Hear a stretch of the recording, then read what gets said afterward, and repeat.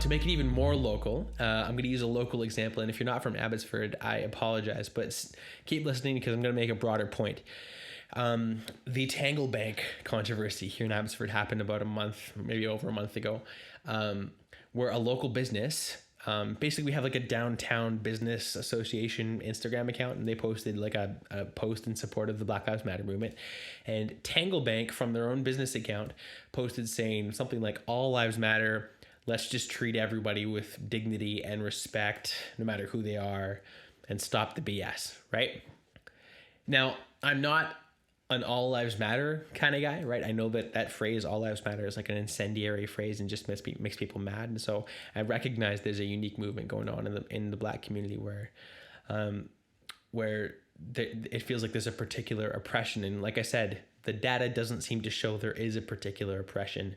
And so I want to express the truth that the data shows rather than the incredibly falsified and fake narrative from news and politicians and fake news, right? Whatever. Like I know I'm quoting Donald Trump, but the media's got an agenda, right? And we need to be looking at the stats, and we're not listening to just the talking heads and the politicians trying to make us feel something and vote for them, right? So I am amazed at how quickly some pastors, especially in Christianity, in the Christian world, forgot neither Jew nor Greek, right? There's neither male nor female, nor Jew nor Greek. It's apparently racist to say you're colorblind, right? Colorblind, you don't see color, you don't care about color of skin, but content of character. It's racist to say you're colorblind now, but I think as a Christian tenet, so as a Christian, you should be holding to that and not following the whims of the culture. That what's on the inside of somebody, this sounds so cheesy, but we've forgotten it entirely as a culture. What's on the inside matters more than what's on the outside, right? I think that's true. I think that's still, I care more about what you believe and who you are, and I really could care less what you look like, right? Whether you're Black or Indian or Hispanic or whatever, like it doesn't matter. It doesn't matter what you think and how you feel and what you believe and how you treat people matters way more than this. This is stupid. I'm gesturing to my skin right now because it's dumb. This whole conversation is dumb. And so this Tanglebank business that posted all lives matter, let's just treat everyone with dignity and respect, and forget the BS, right? I get all lives matter like triggers some people and seems like a racist thing to say, but like look at the heart. If you can think like with a rational person for 3 seconds and go, what's the heart of what they're trying to say? They're done with the politics, right? They want to treat everyone as equals, right? Let's treat everyone with dignity and respect despite what they look like. Is that a bad sentiment? Like, is that wrong? I sure as hell don't think so. Should we treat everyone with dignity and respect, no matter what they look like? Yes. Cool. Is that what they clearly were trying to say? Yes. Okay. Did they use like a triggering incendiary phrase to start it off by saying all lives matter? Yeah. Was that tactful? Probably no. Was the heart of what they were trying to say okay and morally pure? Probably. I would say yes, right?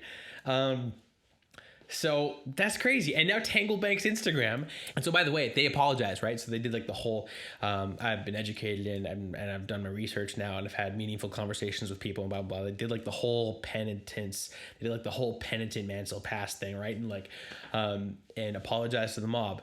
And guess what? Who could have seen this coming? It didn't work. It's never enough, right? It's never enough. Now their Instagram, every post they make, they post mostly about flowers, by the way. Every post they make about flowers now is like a stream of comments of like, you need to apologize. I knew what you said wasn't good enough and you need to do more to make reparations for what you did. And like, it's just like, who are these people online just like dragging this poor business through the ringer? Because they said everyone should be treated with dignity and respect. And I'm terrified even just saying this because I feel like saying something in support of this business after they've apologized and like done their penance is I'm probably going to get dragged through the mud too, but whatever. So I'm amazed at the lack of forgiveness. I'm amazed at the lack of absolution. And part of the reason I started this podcast is because I believe we all need Jesus, right? And one of the great things about Jesus is that there's forgiveness. There's absolution. I messed up. I'm a broken human piece of poop. And there's forgiveness. There's absolution, right? There's repentance. I'm sorry. I apologize. I'm a human and I'm broken and I'm messed up and I'm sorry. And then guess what? You're forgiven. Period. Right? Tanglebank apologized. They asked for forgiveness. Are they forgiven now? Nope. The mob says no.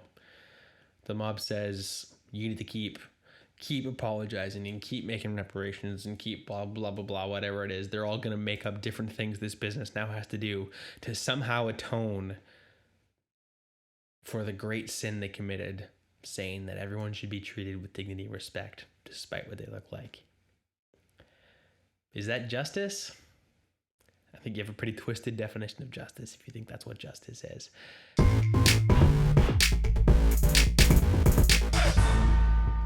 Thank you so much, everybody, for listening to this week's Hemlock podcast. Don't forget to subscribe and share it with your friends and family. Tell them to subscribe because if you loved it, then they're going to love it too, obviously.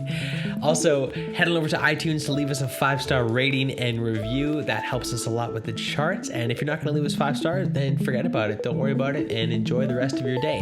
Lastly, head on over to the hemlockpodcast.locals.com to become a supporter and receive access to exclusive content and ad-free versions of the Hemlock podcast. Love you so much for listening. Let's continue to ride out this increasingly insane world with irreverence and joy. This is your host, Patrick Jolliker, and much love, y'all. Peace.